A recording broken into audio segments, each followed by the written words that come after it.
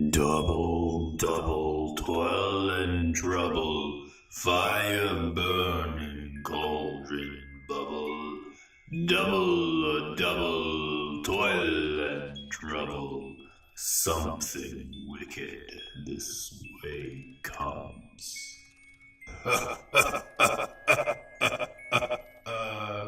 I kid, I'm just trying to set the mood because today we're going to give a spooktacular mega to Dusknoir in a special Halloween episode of Mega Mania. Before we start though, I want to give a shout out to the Canadian Sunlord, aka the Meme Hater, for requesting a Dusknoir Mega Evolution. And I for one am glad that he did because in my opinion, this is our coolest mega yet. If you just step this way into my mad science laboratory, you'll see today's specimen. Dusknoir, the Gripper Pokemon, is classified as such because it grabs souls and brings them to the spirit world. Pokedex legend has it that Dusknoir receives special signals from the spirit world, dictating who to nab via its antenna. Once a target is found, Dusknoir uses its massive palms to scoop up the soul and store them inside its jack-o'-lantern stomach. Personally, I never could get on board with Dusknoir because that jack-o'-lantern torso is too hokey for me. And not only is it kinda ugly, but it takes away from the coolest element of Dusknoir's line's design. I'm talking, of course, about its cycloptic eye. I don't think I'm alone when I say that Duskull is the coolest member of this evolution family, and that's purely because its singular eye has so much personality. Do you remember when you first noticed that this little Reaper Pokemon didn't have two glowing eyes, but just a single one bouncing around in its hollow skull? I do. I remember thinking that that perspective illusion was so clever and original, and I was pretty bummed when the eye became less and less pronounced upon each evolution.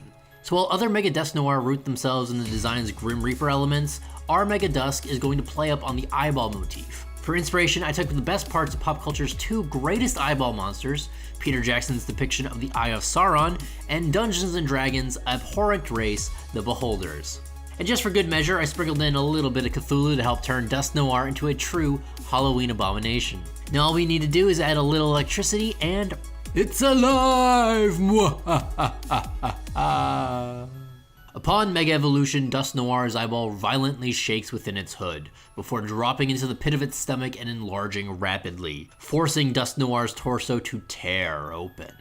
As the eye grows, the rest of Dusknoir twists grotesquely into its new form, and one by one new eyes appear. It's important to note that these eyes are not Dusknoir's own, but voyeurs from across the veil. You see, the Mega Stone tuned the Gripper Pokemon's antenna to a new wavelength, one easily hijacked by malevolent forces. Dusknoir is now but a puppet controlled remotely by ancient terrors looking to cherry-pick tasty souls. It's vitally important that Dusknoir's trainer keeps it conscious and focused, lest they find themselves on the top of the menu. Because Dusknoir becomes maddened by the dark presences fighting for control, Mega Dusknoir is considered one of the hardest Mega Evolutions to master. If you haven't guessed yet, Mega Dusknoir is a Ghost Dark type, which is an incredibly hard typing to balance, especially for a Mega Evolution that requires a base stat total of 625. For context, Mega Sableye is incredibly annoying and hard to kill with only 480 base stats. Even without 100 extra stat points, a Ghost Dark Dusknoir would be a force to be reckoned with. Still, after racking my brain for a few days, I think I finally found a way to make this Dusknoir concept somewhat balanced.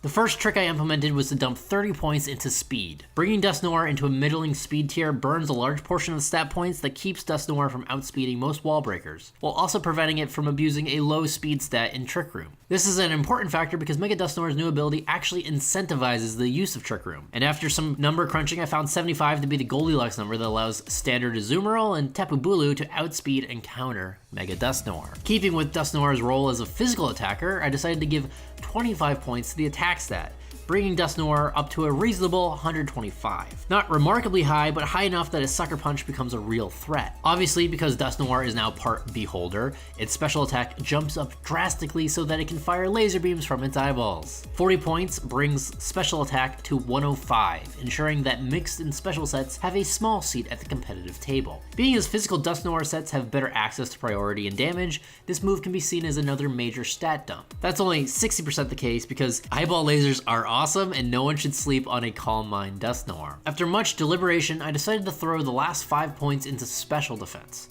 My reasoning is that I want to keep the defense stat as low as possible to mitigate the inevitable chancy Mega Dusknoir stall core. With this stat spread, Mega Dusknoir is leagues above Mega Sableye, but hopefully a lack of magic bounce and reliable recovery outside of Pain Split will prevent Dusknoir from overshadowing that little rupee gremlin. Still, as is, Mega Dusknoir is Uber's material, so it comes down to its dual-edged ability to balance it out. With the ability Tortured Soul, the countless voices inside Mega Dusknoir's head leave it tormented. If you're unaware, Torment is a rarely used move that prevents a Pokemon from using the same attacks as the turn prior. Similar to how Kamala is treated as permanently sleeping, Mega Dusknoir is nearly always inflicted by this torment. But you may have also noted that I said that this is a double-edged ability, and it incentivizes Trick Room. That's because when under the effect of a Bizarre Room, be it Trick Room, Wonder Room, or Magic Room, Mega Dusknoir is alleviated of its torment.